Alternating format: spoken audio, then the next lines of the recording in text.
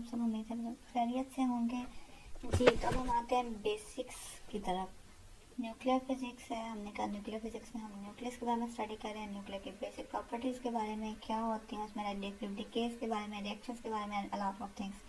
तो आज हम डिस्कस करने जा रहे हैं बेसिक प्रॉपर्टीज़ ऑफ न्यूक्लियस। जब हम बेसिक प्रॉपर्टीज़ ऑफ न्यूक्लियस की बात करते हैं तो सबसे पहले हमारे पास आता है कि न्यूक्लियस का साइज़ क्या होता है, उसका मास क्या होता है, वॉल्यूम क्या होता है, डेंसिटी क्या होती है। तो आज हम ये बेसिक प्रॉपर्टीज़ देख रहे हैं।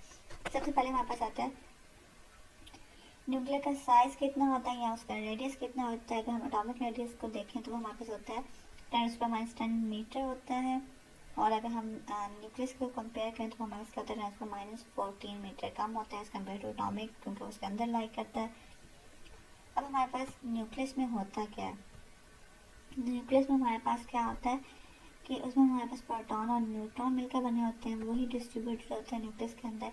तो हमारे पास उसका जो साइज़ होगा वो उसी पे डिपेंड करेगा, ठीक है। तो अगर हम न्यूक्लियस के साइज़ की बात करें, हमने कहा उसमें नंबर ऑफ प्रोटॉन्स और नंबर ऑफ न्यूट्रॉन्स होते हैं, और जैसे जैसे नंबर ऑफ प्रोटॉन्स और नंबर ऑफ न्यूट्रॉन्स इंक्रीज करेंगे वैसे वैसे हमारे पास उसका साइज़ भी क्या होगा, इंक्रीज करेगा।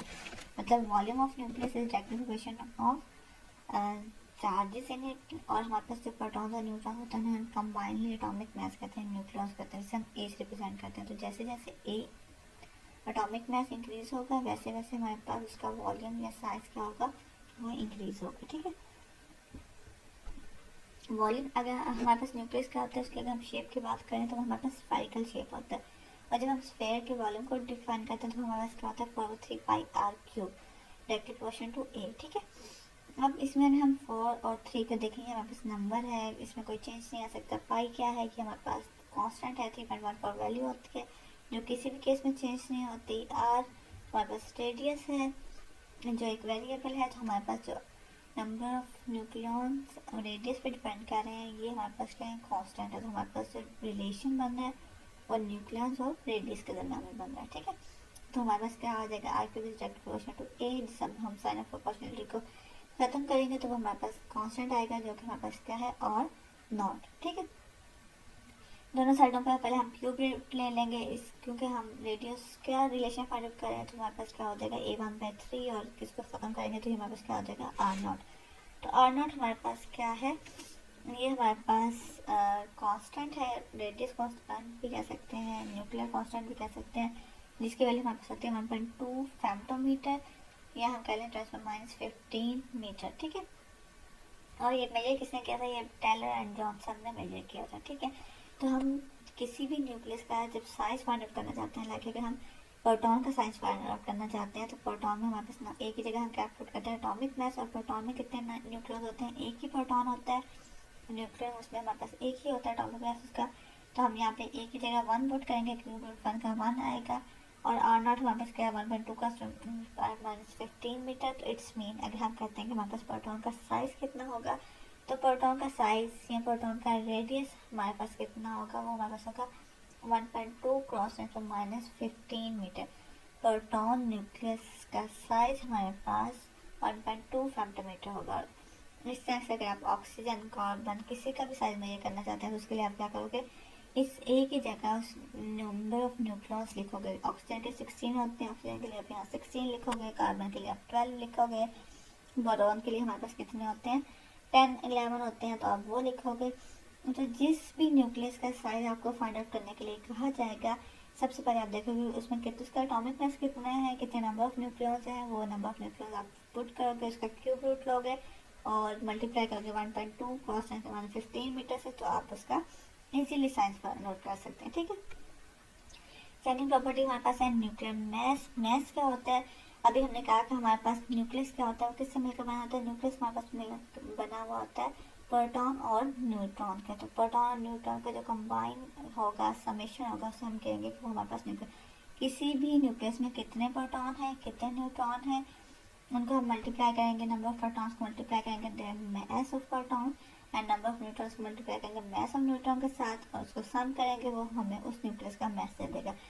अगर हम ऑक्सीजन की बात करें तो उसमें 8 प्रोटॉन होते हैं, 8 को हम मास ऑफ प्रोटॉन से मल्टीप्लाई करेंगे और 8 ही को हम मास ऑफ न्यूट्रॉन से मल्टीप्लाई करेंगे, क्योंकि दोनों 8 हैं, इनको सम करेंगे तो वो हमारे पास क्या आ जाएगा, मास ऑफ ऑक्सीजन आ जाएगा, ठीक है। इसके लिए एक सिंपल फार्मूला यूज़ किया है, जैसे हमने जब हम प्रॉपर्टीज बेसिक प्रॉपर्टीज डिस्कस करा था उसमें हमारे पास क्या था कि मास ऑफ प्रोटॉन और मास ऑफ न्यूट्रॉन क्या होते हैं, नियरली इक्वल होते हैं, ऑलमोस्ट इक्वल होते हैं, ठीक है, उनका जो मास होता है एक का 1.66 होता है, एक का अबाउट 1.67 होता है, तो वो हमारे पास ऑलमोस्ट सेम होते हैं। तो अगर हम यहाँ पे इसको एम पी की जगह भी एम एन ही पुट कर दें और तो हमारे पास जी प्लस एन क्या हो जाएगा, कॉमन आ जाएगा, और ये हमारे पास क्या होता है total number of protons, sorry total number of nucleons, जिसे हम ए से रिप्रेजेंट करते हैं। तो ये हमारे पास न्यूक्लियर मास इक्वल आ जाएगा A cross M N. M N क्या है, मास ऑफ न्यूट्रॉन है।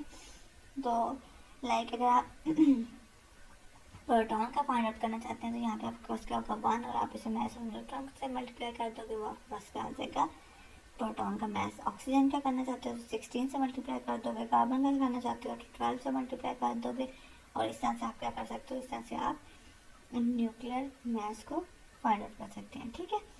ये हमारे पास दो प्रॉपर्टीज थी। एक हमारे पास था न्यूक्लियर साइज क्या होता है, रेडियस क्या होता है, जो कि डिपेंड कर रहा होता है नंबर ऑफ न्यूक्लियस पे, और न्यूक्लियर मास क्या है, ये भी नंबर ऑफ न्यूक्लियस पे डिपेंड कर रहा है। जैसे जैसे न्यूक्लियर चेंज होंगे वैसे वैसे हमारे पास क्या होगा, न्यूक्लियर मास भी चेंज होगा और साइज भी चेंज होगा। नेक्स्ट हमारे पास है वॉल्यूम। वॉल्यूम क्या होता है हमारे पास, ठीक है।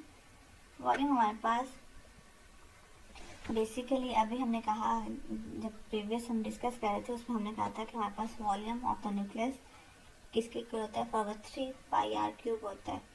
और आर क्यूब की वैल्यू हमने अभी फाइंड आउट की थी, रेडियस आर नॉट ए 1/3, इसका क्यूब लेंगे, ये कैंसिल हो जाएगा और हमारे पास क्या आ जाएगा आर नॉट क्यूब ए, ठीक है।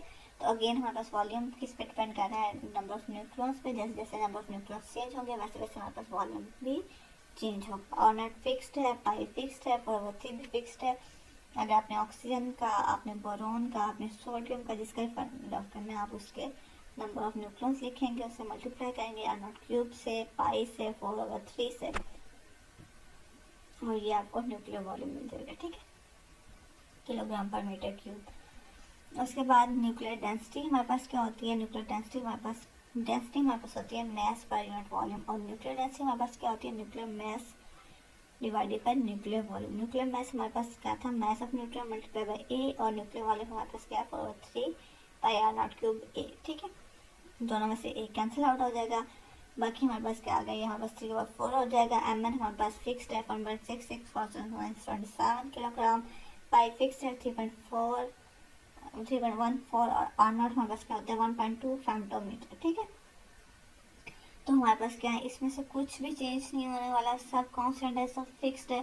तो इट मीन्स न्यूक्लियर डेंसिटी हमारे पास फिक्स्ड होती है, वो नंबर ऑफ न्यूक्लियस के चेंज होने से, वॉल्यूम चेंज होने से, रेडियस चेंज होने से, किसी भी चीज़ से के चेंज होने से, प्रोटॉन्स न्यूट्रॉन किसी चीज़ के भी चेंज होने से न्यूक्लियर डेंसिटी चेंज नहीं होती, ये हमारे पास फिक्स्ड होती है। और कितनी होती है 2.3 क्रॉस